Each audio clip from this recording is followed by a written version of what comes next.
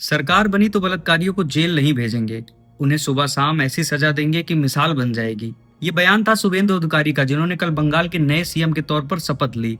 शुभेंदु अधिकारी शुभेंदु अधिकारी कोई ऐसे नेता नहीं है जो एकदम अचानक से राजनीति में ऊपर आ गए, बल्कि ये वो नेता है जो कभी ममता बनर्जी के सबसे खास इंसान हुआ करते थे और टीएमसी को गांव-गांव तक पहुंचाने में इनका सबसे बड़ा हाथ है।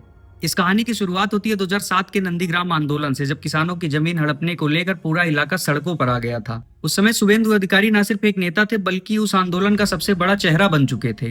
कई लोग तो ये भी मानते हैं कि नंदीग्राम आंदोलन वो मोड़ था जिसने कोलकाता की 34 साल पुरानी लेफ्ट सरकार को हिला कर रख दिया था और वहां से ममता बनर्जी के सत्ता का रास्ता साफ हुआ था। लेकिन राजनीति में रिश्ते ज्यादा दिनों तक चलते नहीं है। समय आगे बढ़ा, टीएमसी के बीच खींचातान बढ़ी और शुभेंदु अधिकारी ने 2020 में टीएमसी छोड़कर भाजपा को ज्वाइन कर लिया।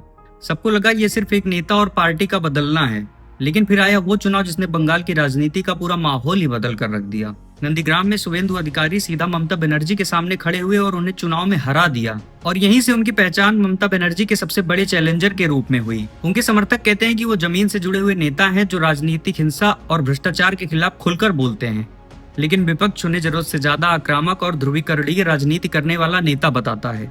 इतना ही नहीं, उन पर कई सारे केस भी दर्ज हैं। हालांकि उनके समर्थक कहते हैं कि ज्यादातर मामले राजनीतिक बदले की वजह से लगाए गए हैं, लेकिन एक चीज है जो हर राजनीतिक विश्लेषक मानता है और वो ये है कि इनकी पकड़ बूथ लेवल की राजनीति तक है, जो एक पार्टी को असल में चुनाव जिताती है। नहीं तो आप ही सोचिए, एक समय जो आदमी ममता बनर्जी के लिए भीड़ जुटाता था, आज वही उनके सामने सीएम बनकर बैठा है।